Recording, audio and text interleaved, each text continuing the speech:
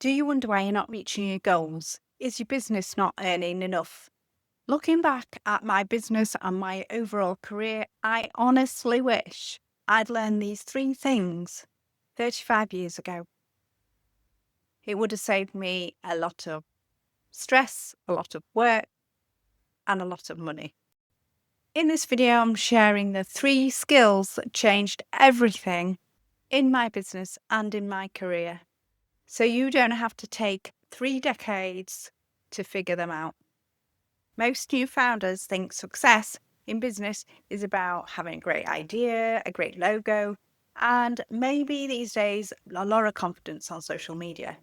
Although these really help, I've discovered that after many failures and working with hundreds of clients, I've noticed that people who actually build something sustainable tend to get really good at three less glamorous skills.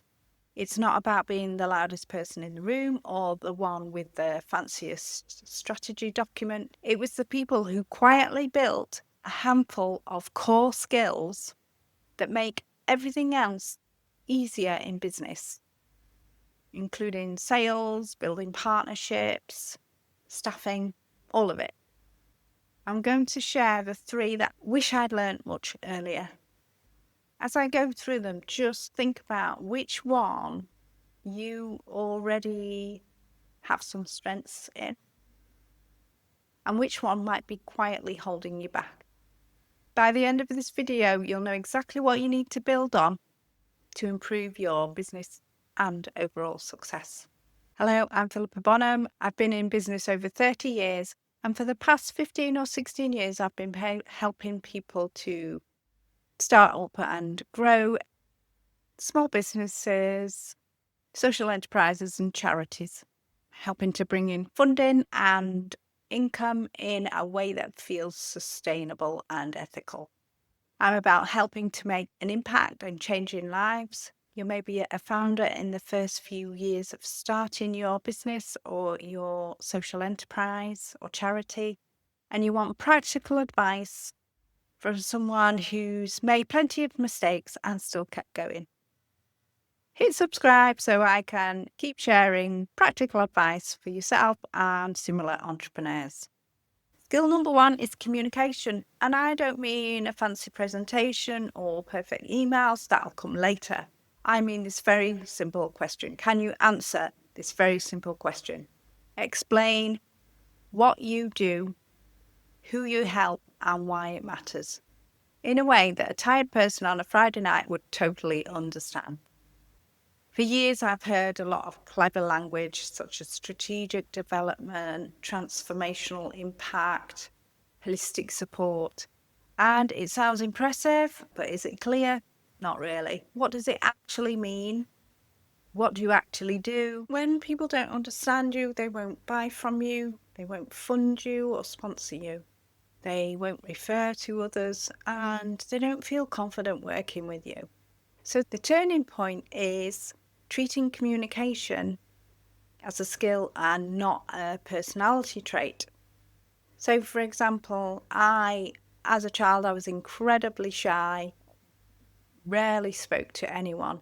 And as an adult, I've had to learn to communicate clearly and effectively to be successful in business and overall life. So 3 places to sharpen your communication, your one-liner, and this relates to your mission.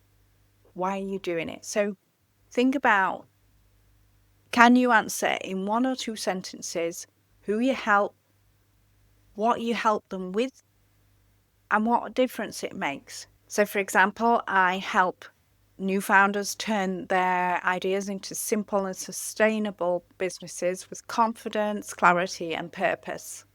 An example from one of my customers, we provide hardware and comfortable printed workwear to small businesses to enhance their message of good quality and excellent customer service. Another one of my clients, for example, we help young people in Doncaster who are struggling at school to build confidence and practical skills so they're more likely to stay in education or work. Think about your offers. Can you explain each service or product program without using internal jargon? If your own mum or your neighbour or friend looked at your website, would they understand it? Would they think, I have no idea what that means, so I'll move on? And I will tell you, when one of my websites that I did a while ago, I asked my mum to review it, and that's exactly what she said. I have no idea and I'm confused. So I totally rehashed the website and it's much better now and functioning. Think about your asks. What are you asking for? When you talk to funders, customers, or supporters, do you clearly say what you'd like them to do by when? And what happens next? A vague, we'd love your support isn't nearly as helpful as something, for example, we're looking for 10 people to become £10 a month supporters so we can run a weekly group for isolated parents.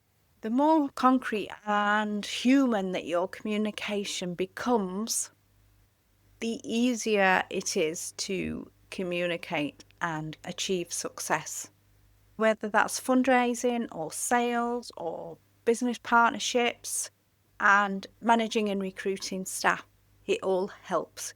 Clear communication is a massive improvement to your business. The second skill I wish I'd learned earlier is the importance of building relationships through networks. And I don't mean going to every breakfast meeting within a 50-mile radius and collecting business cards like you're playing Pokemon. I mean intentionally building real two-way relationships. And that's with people you can help, people who can help you, and people who genuinely understand the journey you're on. The most resilient founders I know are not doing this alone. They have peers, they have partners, whether that's business partners or someone they are close to, and they have supporters around them.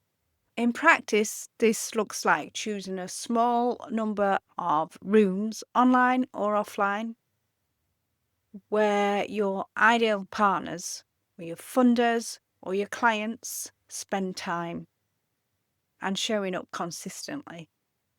Make sure you follow up when you meet someone, and you can do that by sharing a quick message, sharing a resource, or booking a short call, setting up your next meeting. Helping first. To me, it comes naturally to help people. I connect with people and I share my experience. I make an introduction, recommend them. And I don't immediately think about what's in it for me. That's not the way you should operate. Over time, your network becomes a really useful source of opportunities, but you need to get to know each other.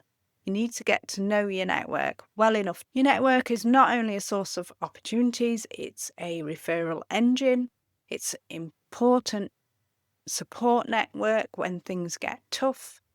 And some of my best work has come from a conversation at a local event that turned into a long-term partnership, a former client that's introduced me to someone who needed exactly what I do, and being part of groups where I could say, has anyone had this problem? Has anyone dealt with this, and how did you do it?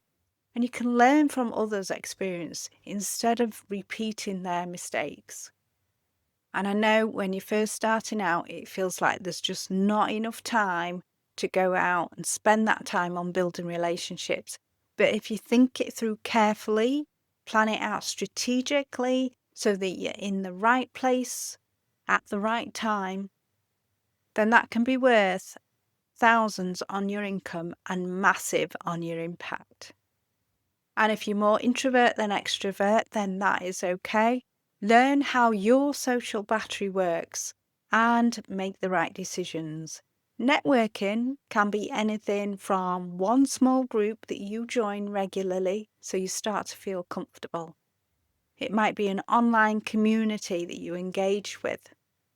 LinkedIn is really good for that. There are different groups that you can join that eventually you become comfortable in sharing your ideas. Or if you're really uncomfortable with group situations, then pick 1 or 2 relationships that you can choose to deepen each month. Once you do more of it, it's practice. Like anything else, practice helps you to improve. The key is to stop trying to do everything like you're the Lone Ranger. Think about this. Your relationships, the ones you're building now, are often more profitable and worth as much, if not more, than any one customer.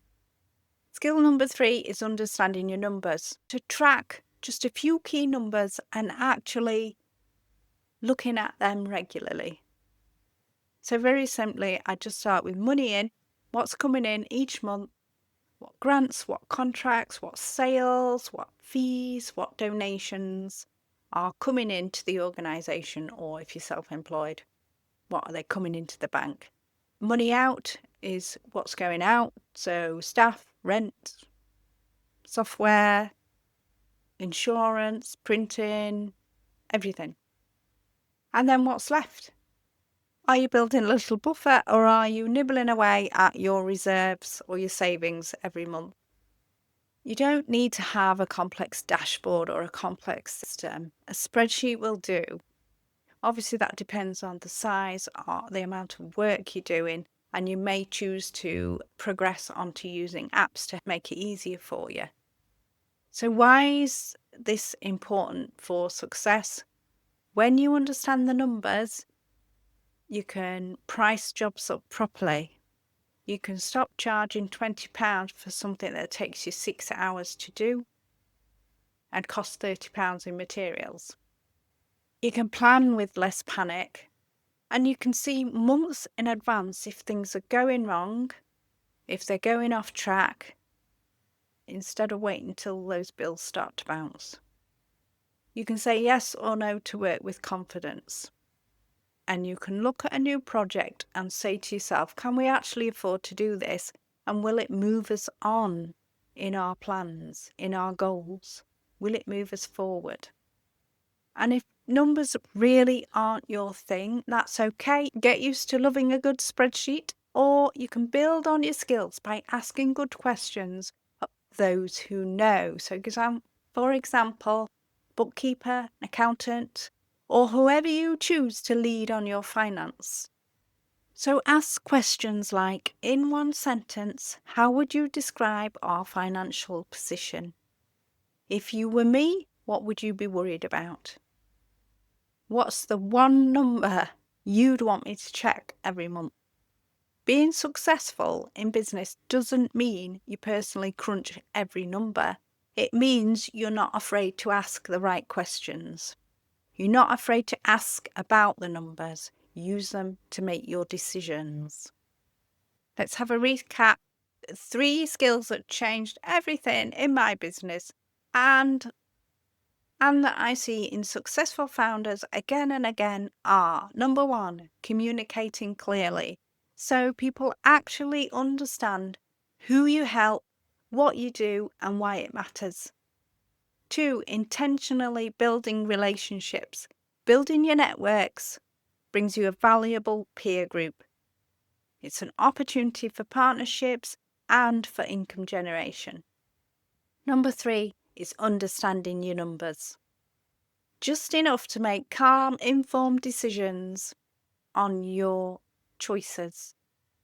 These 3 skills have totally changed my level of success, and it will do for you too. You don't have to master all 3 at once.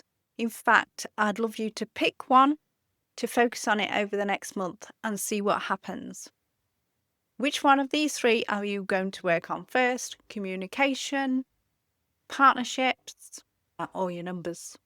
If you'd like more support to help you with your small business, social enterprise, or charity, then I will add the links in the description below to see my courses. They provide a step-by-step guide for you to start up and grow your business or your organisation and go a lot deeper into all of this. If this video is helpful, please hit like and subscribe so I can keep you updated on future hints and tips for business, social enterprise, and charities. Thanks for watching. I'll see you in the next one.